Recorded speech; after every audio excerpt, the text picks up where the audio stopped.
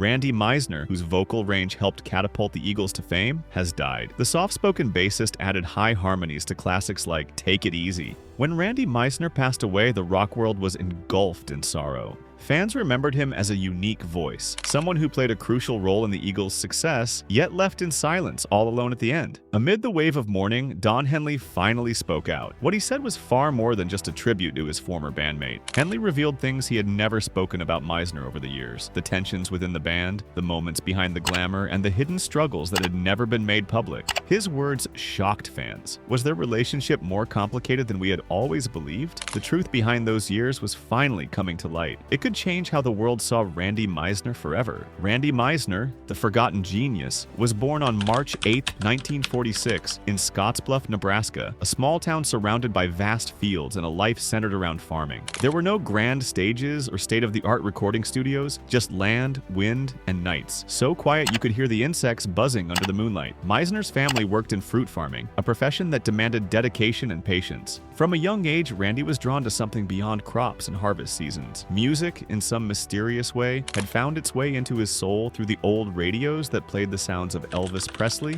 Little Richard, and the Everly Brothers. He didn't just enjoy listening to music, he wanted to create it. As a teenager, he started playing guitar. When he switched to bass, he truly found his rhythm. "There's something special about playing bass," Meisner once said. "You're not just playing an instrument, you're connecting with the music, keeping everything running smoothly." Almost as if it were destiny, he decided to leave Nebraska to pursue what he believed was his true calling. Los Angeles in the 1960s was a paradise for those chasing the rock and roll dream. Crowded bars filled with passionate audiences and recording studios where young artists took their chances with their music. This was a place where talent had opportunities. Fierce competition could quickly crush those who lacked perseverance. Meisner arrived in LA with nothing but his bass guitar and a deep hunger to play music. He joined a few small bands making ends meet through scattered gigs. It was when he became part of The Poor, a short-lived rock group, that he first started gaining attention. His real turning point came when he was invited to join Poco, one of the pioneering bands of country rock, founded by Richie Furay and Jim Messina after Buffalo Springfield disbanded. Poco was more than just a band. It was a movement, an experiment blending country and rock in a way that had never been done before. Meisner made significant contributions to Poco's distinctive sound. His soaring vocals brought an emotional depth, while his bass playing helped shape a solid foundation for the band's music. As Poco's first album was about to be released, an internal conflict led to Meisner's departure at the most critical moment. He left, taking his voice with him in search of a new home. Not long after leaving Poco, Meisner joined Rick Nelson and the Stone Canyon Band, a group founded by rockabilly legend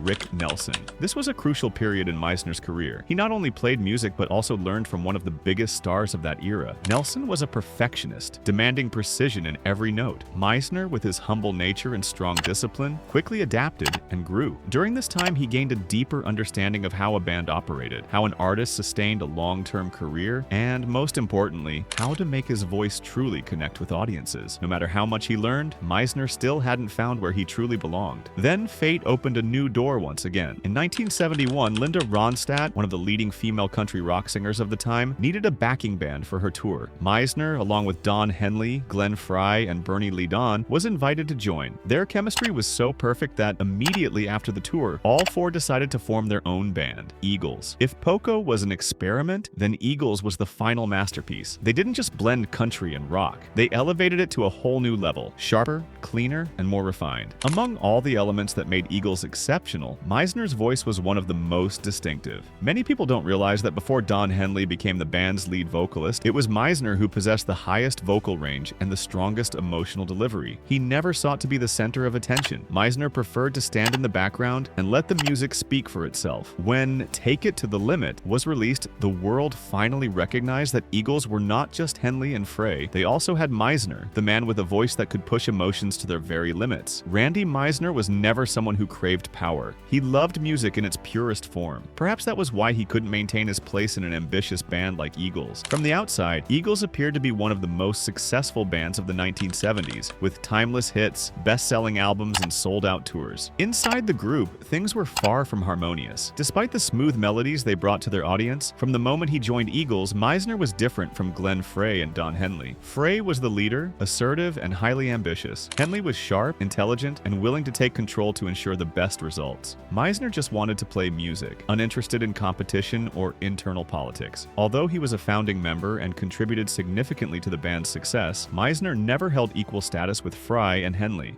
During recording sessions, he often had to accept their decisions, sometimes against his own wishes. Meisner wrote or co-wrote several songs for Eagles. He had little influence over which tracks made it onto the albums or who would sing the lead on singles. As the band's fame grew, his role gradually diminished. What truly made things unbearable was what happened during the 1977 tour. At this point, Eagles were at the peak of their fame, with Hotel California becoming a global phenomenon. The tour spanned across the United States and Europe. At the same time, it ignited tensions that had been simmering for years. One of the highlights of each concert was "Take It to the Limit," a song Meisner performed with his signature soaring falsetto. It was one of the band's biggest hits. Audiences eagerly anticipated hearing Meisner sing it live. By then, he was completely exhausted. As the tour dragged on, his health declined. He suffered from pneumonia, and his voice became hoarse, making it difficult to hit the high notes. Still, the band insisted he perform "Take It to the Limit" every night because it was an essential part of the setlist. During a show in Knoxville, Tennessee, Meisner refused to sing the song, feeling he simply wasn't capable. Glenn Frey, known for his ruthless nature, immediately lost his temper. Backstage, the two got into a heated argument. Frey not only blamed Meisner for disrupting the show,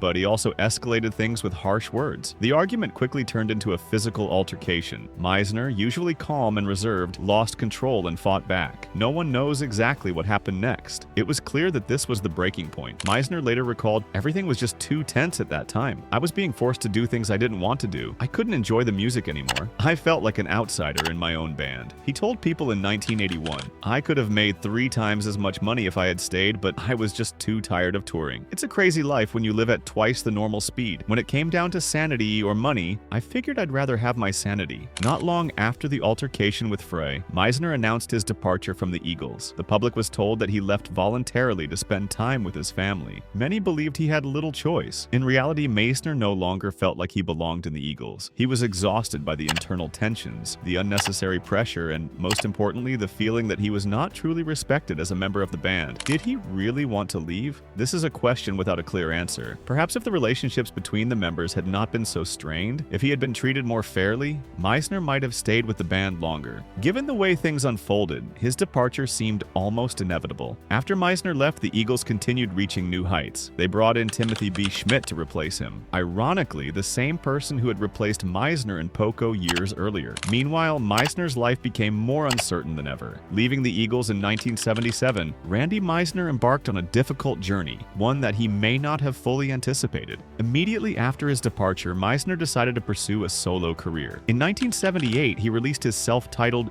debut album, hoping to carve out his own space in the music industry. While the album featured some notable tracks like Hearts on Fire and Bad Man, it failed to match the Eagles' success. The public still saw Meisner as part of the band rather than an independent artist. He went on to release a few more albums in the 1980s. The results were no better. Meisner never seemed driven by an ambition to reclaim the spotlight at all costs. He wasn't the kind of artist willing to fight the market. He simply wanted to make music. Perhaps in an industry as ruthless as this one, people like Meisner were bound to be left behind. When the Eagles disbanded in 1980, each member took their own path. Glenn Frey and Don Henley launched highly successful solo careers. Joe Walsh maintained his standing in the rock scene. Meisner withdrew more and more. Without a strong team behind him like his former bandmates had, he gradually faded into obscurity. In the 1990s, the Eagles reunited for the Hell Freezes Over tour. Meisner was absent. When asked why, he said he had never received an official invitation. In reality, rumors suggested that he had declined due to concerns over his health and mental well-being. Whatever the reason, his absence meant he was left out of this new chapter in the Eagles' story. By the early 2000s, Meisner's health was in decline. He struggled with bipolar disorder and severe alcohol abuse. No longer on stage, his life became a series of increasingly lonely days. Despite his career fading, Meisner found solace in his marriage to Lana Ray Meisner. The two married in 1996. For a time, Lana seemed to be the only pillar of support left in his life. Their relationship was not always smooth. Friends of Meisner shared that he and Lana had intense arguments, especially when his drinking spiraled out of control. In 2000, 2015, his condition became so concerning that a court ordered him to have special medical supervision for his own safety. The greatest tragedy struck in 2016. Lana Ray Meisner died from a gunshot wound in their home. According to police reports, she had accidentally shot herself while trying to retrieve a gun from a closet. The incident quickly sparked controversy, with suspicions arising about Meisner's mental state at the time. Some speculated that he might have been unintentionally involved. Authorities ultimately ruled it an accident. Of a former Eagles band bassist, Randy Meisner was killed in what police are calling a freak accident. Lana Meisner was shot in their California home, according to Los Angeles police. After Lana's death, Meisner completely broke down. He disappeared from public life, no longer making any appearances. For some, this moment confirmed that Randy Meisner had been consumed by darkness, even though he was once a crucial part of the Eagles. When Glenn Frey passed away in 2016 and the band continued touring with Frey's son taking his place, Meisner was barely mentioned. No one spoke about inviting him back. He had been left behind, not just by the music industry, but also by those who once called him a bandmate. On July 26, 2023, heartbreaking news spread throughout the rock community. Randy Meisner had passed away at the age of 77. The cause was confirmed as complications from chronic obstructive pulmonary disease known as COPD, bringing an end to a life intertwined with the highs and lows of American music. He left this world quietly, just as he had lived for the past few decades. No bright stages, no flashing lights, only memories of an artist who once sang the most soaring high notes of "Take It to the Limit." Meisner's death was not just the passing of a talented musician, it also reignited unresolved questions about his relationship with the Eagles in later years, and most importantly, what Don Henley really thought of Meisner after all this time. In the first few days after the news broke, colleagues spoke up and old friends expressed their sorrow. Don Henley, the bandmate who stood beside Meisner during the Eagles' most glorious years, remained silent. Henley's silence lasted long enough to make people wonder, what was he thinking? Was he grieving, or were there things left unsaid? Then suddenly, an official statement appeared. In his remarks, Henley called Meisner an integral part of the Eagles, an artist with a rare vocal range who breathed life into "Take It to the Limit," the ballad that once moved millions. These words sounded beautiful, like a respectful acknowledgement of his former bandmate. Later, in a rare interview with Rolling Stone, Don Henley revealed a past conversation between him and Meisner. "I remember one night after a show, Randy walked into the room, sat down, and told me he wished he had never joined the Eagles. He hated everything that came with fame. One time, Randy told me that if he could turn back time, he would rather be a carpenter in Nebraska than a rock star." During that period, he might have been struggling with personal issues, and he absolutely despised what people called superstardom, Henley said. Henley did not mention the conflicts or address the injustices Meisner endured during his time with the Eagles. There was no word about the tensions during the 1977 tour, the way Meisner was forced out of the band, or how he was excluded from later reunions. He simply recalled their conversation and Meisner's thoughts at the time. For many, it was a sign of respect. Regardless of the past, Don Henley paid tribute to his former bandmate. Perhaps hidden within those words, there was a trace of regret, something Henley had never admitted before. No matter how people feel, one thing is undeniable.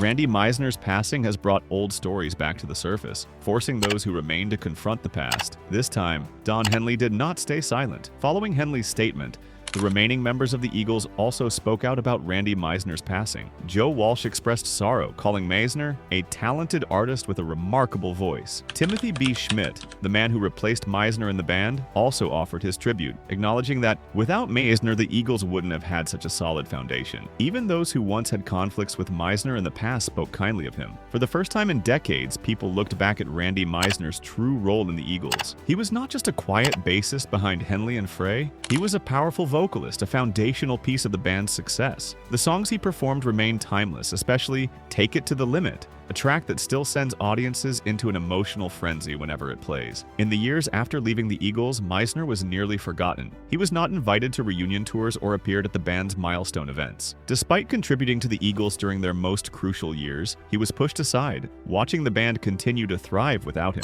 Randy Meisner was not loud or seeking the spotlight. It was precisely this humility that made him special in the hearts of fans. His contributions to the Eagles cannot be denied. He helped shape the band's sound, defined their style, and played a key role in creating timeless hits. Even when he was no longer on the big stage, his legacy lived on, from the steady, understated bass lines to the deeply emotional lyrics he once sang. Randy Meisner never needed belated praise to validate his place. His music spoke for itself. As long as the Eagles exist, as long as the songs he played continue to be heard, the name Randy Meisner will never be forgotten. Are you a fan of Randy Meisner? Share your thoughts in the comments below. Don't forget to subscribe and turn on notifications to stay updated with our latest videos.